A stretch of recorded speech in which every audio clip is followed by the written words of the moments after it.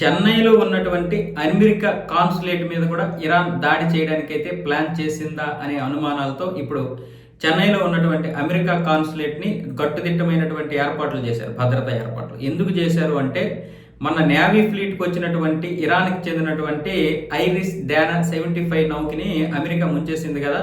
America submarine టార్పిడోల ద్వారా పేల్చేసి దగ్గర 90 మందిని చంపేసింది. ఇప్పుడు కూడా హాస్పిటల్లో చాలా మంది ఉన్నారు. శ్రీలంకలో 36 మందిని కాపాడగలిగారు శ్రీలంక నౌకాదళం.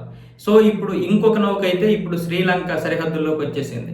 అయితే ఎమర్జెన్సీ పోర్ట్ కాల్ కోసం ఇరాన్ అయితే శ్రీలంక అనుమతి అడుగుతుంది. ఇప్పుడు దీని గురించి శ్రీలంక మంత్రి జైతిస్సా కూడా అక్కడ పార్లమెంట్లో మాట్లాడడం జరిగింది. ఇప్పుడు రెండో నౌక వచ్చింది కాబట్టి ఆ నౌకకి ఏదైనా ప్రమాదం జరిగితే సహాయం చేయడానికి శ్రీలంక సిద్ధంగా ఉందని చెప్తున్నారు.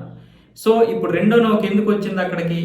ఆల్రెడీ అక్కడ మునిగిపోయింది ఒక నౌక, మళ్ళీ వచ్చింది గంటల వ్యవధిలోనే. అంటే దాని అర్థం ఏంటంటే ఇక్కడ ఏదో మొత్తానికి ఈ సమీపంలో ఉన్నటువంటి అమెరికాకు చెందినటువంటి స్థావరాల మీద దాడి చేయడానికి కానీ, లేదంటే అమెరికా కాన్సులేట్ మీద అంటే దౌత్య కార్యాలయం మీద ఏమైనా దాడి చేసే అవకాశాలు కూడా లేకపోలేదన్న విధంగా అయితే ఇప్పుడు భారతదేశం కూడా అప్రమత్తమైంది.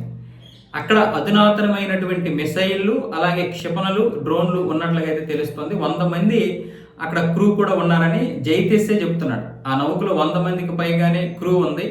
అధునాతనమైనటువంటి మిసైల్తో పాటు డ్రోన్లు కూడా ఉన్నాయి. మరి ఎక్కడ దాడి చేయడానికి వచ్చింది? శ్రీలంక మీద దాడి చేయడం, శ్రీలంకకు సంబంధం లేదు.